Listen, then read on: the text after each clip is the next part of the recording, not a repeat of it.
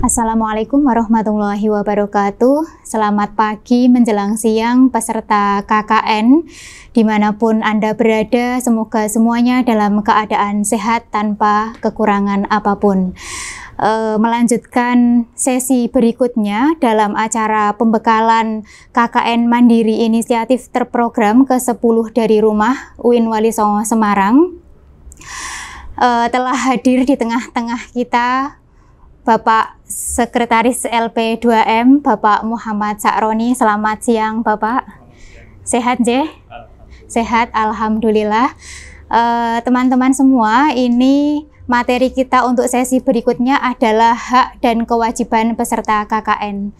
Hak merupakan apa saja sih yang diperoleh peserta KKN selama mengikuti KKN dari rumah, kemudian kewajiban-kewajiban apa yang harus dilakukan oleh peserta KKN supaya KKN ini berjalan sesuai dengan tujuan yang telah ditentukan.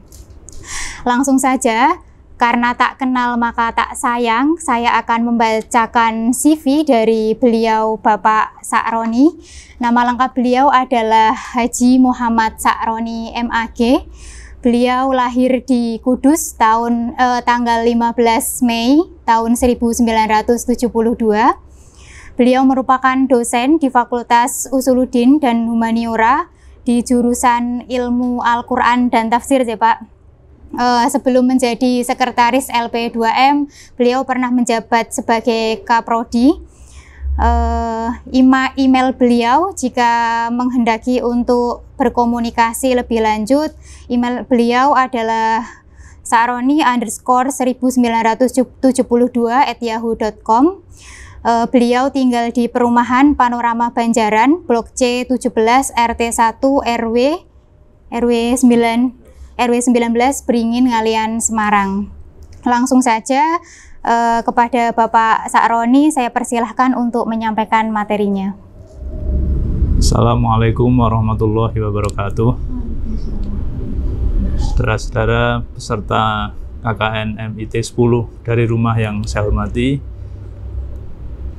Bu Ella selaku moderator yang saya hormati, pada kesempatan sesi kali ini akan saya sampaikan beberapa hal terkait dengan hak dan kewajiban peserta KKN MIT ke-10 dari rumah.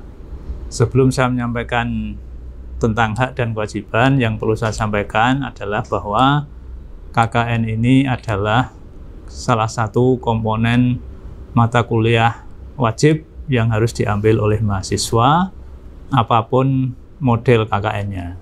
Jadi mohon ini menjadi perhatian teman-teman peserta, jangan sampai nanti di tengah jalan ada hal-hal yang kemudian menjadi penghambat Anda dalam melaksanakan KKN sehingga tujuan KKN tidak terpenuhi. Oleh karena itu, kami dari BPKKN LP2M UIN Wali Songo Semarang sudah menyiapkan seperangkat aturan yang antara lain adalah beberapa hak, kewajiban, kemudian hal-hal yang dilarang dilakukan, termasuk kalau jika kemudian peserta KKN melanggar, ada sanksi yang sudah disiapkan untuk bagi yang melaksanakan pelanggaran KKN. Yang pertama, peserta KKN adalah mahasiswa yang telah memenuhi syarat akademik. Jadi kemarin beberapa waktu yang lalu teman-teman mahasiswa sudah melaksanakan kegiatan itu, pendaftaran pra-KKN, kemudian dilaksanakan pendaftaran secara berkelompok, yang itu merupakan bagian dari persyaratan administratif yang harus dipenuhi. Kemudian setelah itu dilakukan kegiatan pembekalan. Jadi pembekalan adalah bagian dari seorang mahasiswa akan berstatus menjadi peserta KKN atau tidak. Kemudian setelah itu baru mahasiswa peserta KKN akan mengikuti seluruh kegiatan KKN sesuai dengan peraturan yang berlaku. Nah, saat ikut KKN ada beberapa hak yang akan diberikan oleh LP2M kepada peserta KKN. Yang pertama adalah peserta akan mendapatkan atribut KKN. Atribut KKN itu adalah berupa satu set jaket, kaos, dan topi. Kemudian yang kedua, mendapatkan pembekalan KKN. Nah, hari ini adalah bagian dari hak yang akan diberikan kepada Anda selaku peserta KKN. Kemudian yang ketiga, akan mendapatkan bimbingan dari dosen pembimbing lapangan atau DPL. Jadi setiap kelompok KKN nanti akan ditunjuk dosen pembimbing lapangan yang akan membimbing peserta selama mengikuti KKN. Kemudian yang keempat, mendapatkan fasilitas lain yang berlaku sesuai ketentuan di LP2M. Nah, karena ini KKN MIT 9 dari rumah, maka nanti akan dicarikan fasilitas yang sesuai dengan model KKN dari rumah. Kemudian yang kedua adalah apa kewajiban-kewajiban yang harus dilakukan oleh peserta KKN. Yang pertama, menghormati, menjunjung tinggi, dan menjaga nama baik Alma Mater UIN Wali Songo Semarang. Kemudian menjaga nama baik citra diri mahasiswa, dan juga menjaga nama baik masyarakat yang menjadi lokasi KKN. Jadi di mana Anda berada, itulah hal-hal atau kewajiban-kewajiban yang harus Anda patuhi. Kemudian yang kedua, menghormati, mematuhi, dan menjunjung tinggi peraturan pemerintah setempat. Ini penting, jangan sampai ada kemudian terjadi pelanggaran-pelanggaran terhadap peraturan pemerintah setempat. Kemudian juga menghormati dan mematuhi norma susila yang berlaku di tengah masyarakat. Kemudian yang ketiga, melaksanakan seluruh tugas kegiatan KKN dengan penuh tanggung jawab, dilandasi dengan jiwa pengabdian yang tinggi. Kemudian yang keempat, menyusun dan menyerahkan laporan akhir kegiatan KKN sesuai ketentuan yang berlaku pada buku pedoman. Jadi sekali lagi saya ingatkan, buku pedoman ini penting untuk dipedomani dalam rangka melakukan penyusunan kegiatan akhir KKN. Nah, kalau itu sudah dilakukan, kita masuk kepada beberapa hal yang tidak boleh dilakukan oleh peserta KKN. Yang pertama adalah menyalahgunakan stempel, kertas kop, dan atribut lain atas nama KKN UIN Wali Songo Semarang. Jadi stempel, atribut, kemudian kop, surat atas nama KKN tidak boleh dipergunakan selain untuk kegiatan KKN. Jadi kalau ada yang menyalahgunakan, itu bagian dari pelanggaran dan itu dilarang. Kemudian juga dilarang memakai tanda atau atribut selain atribut KKN UIN Wali Songo Semarang. Ini juga bagian dari disiplin untuk mematuhi aturan bahwa yang boleh dipakai adalah atribut KKN UIN Wali Songo Semarang. Selain atribut itu tidak boleh dipergunakan. Kemudian yang kedua, mencari bantuan dana atau sumbangan untuk kegiatan KKN tanpa persetujuan dan sepengetahuan DPL. Kemudian yang ketiga, melaksanakan fungsi lain seperti sebagai wartawan, pengurus atau anggota ormas, organisasi politik, dan sebagainya. Jadi ini intinya adalah bagi yang sudah masuk menjadi peserta KKN, maka fokuslah untuk melaksanakan tugas-tugas, kegiatan, program-program dalam kegiatan KKN. Kemudian yang keempat, larangannya adalah melaksanakan kegiatan politik praktis. Tidak boleh. kemudian memihak kepada salah satu ormas atau orpol, organisasi politik tertentu selama KKN.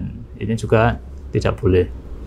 Kemudian yang kelima, mengeluarkan ucapan atau tindakan yang dapat merusak nama baik tim KKN dan alma mater UIN Wali Songo Semarang.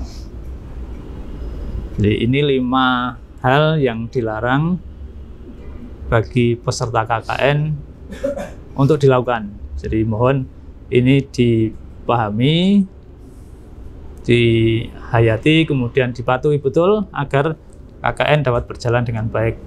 Kemudian yang keenam, mengeluarkan ucapan atau melakukan tindakan yang dapat mengganggu keamanan. Jadi nanti jangan sampai, apalagi ini media sosial yang digunakan, jadi jangan sampai terjadi ada ucapan dan tindakan yang mengganggu keamanan, ketertiban maupun dapat meresahkan masyarakat. Jadi 6 hal yang dilarang bagi peserta KKN untuk dilakukan. Kemudian yang terakhir, karena ada larangan tentu kemudian bagi yang melanggar akan ada sanksi. Nah, sanksi yang pertama adalah bagi mahasiswa yang melalaikan tugas dan tidak memenuhi tata tertib yang berlaku akan mendapatkan sanksi. Yang pertama, diperingatkan secara lisan. Jadi teguran lisan dulu yang pertama. Yang kedua, diperingatkan secara tertulis dengan tembusan dikirim kepada Rektor UIN Wali Songo Semarang dan Dekan Fakultas terkait. Kemudian yang C, setelah 1 dan 2 tadi, yang C baru diambil tindakan. Nah, tindakannya apa? Peserta KKN yang karena perbuatannya dapat merugikan tim KKN, mencemarkan nama baik UIN Wali Songo Semarang, dapat diambil tindakan langsung tanpa melalui peringatan sebelumnya. Ini juga penting untuk diperhatikan. Nah, tindakan sebagaimana dimaksud pada butir 1C dan butir 2 adalah 1. Peserta KKN yang bersangkutan dinyatakan tidak lulus. Jadi mohon ini menjadi perhatian teman-teman peserta. Kemudian yang kedua, diambil tindakan lain sesuai dengan perbuatan yang telah dilakukan berdasarkan ketentuan dan peraturan hukum yang berlaku. Saya kira ini beberapa peraturan yang harus dipahami, kemudian dipatuhi oleh semua peserta KKN agar tujuan melaksanakan KKN dapat berhasil tanpa hambatan apapun. Saya kira itu Mbak Ella, materi tentang hak dan kewajiban peserta KKN 10 dari rumah UIN Wali Songo Semarang. Terima kasih. Terima kasih Pak Sakroni atas materi yang telah disampaikan tentang hak dan kewajiban peserta KKN.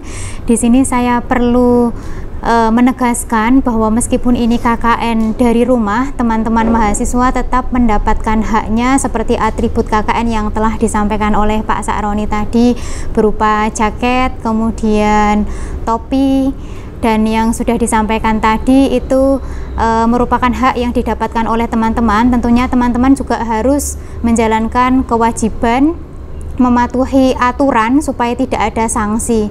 Jadi karena ini KKN dari rumah, maka kami berpesan hati-hatilah dengan jarimu. Kalau zaman dulu mulutmu harimaumu, sekarang jarimu adalah harimaumu.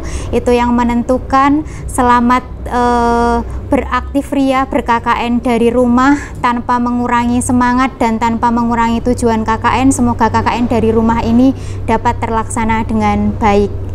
Begitu untuk pertanyaannya, nanti bisa lewat kolom chat. Begitu, jadi teman-teman bisa mengirimkan pertanyaannya di kolom chat. Nanti akan kami rekap kemudian kami jawab. Atau mungkin jika ada pertanyaan yang ingin ditanyakan lebih lanjut ke Pak Sakroni, saya ralat untuk email yang telah saya sampaikan tadi, mungkin bisa menghubungi lewat email beliau, yaitu di email Walisongo mohsakroni@walisongo.ac.id. Begitu, saya atas nama moderator mohon maaf jika ada kesalahan. Terima kasih atas perhatiannya, tetap semangat untuk mengikuti sesi berikutnya. Assalamualaikum warahmatullahi wabarakatuh.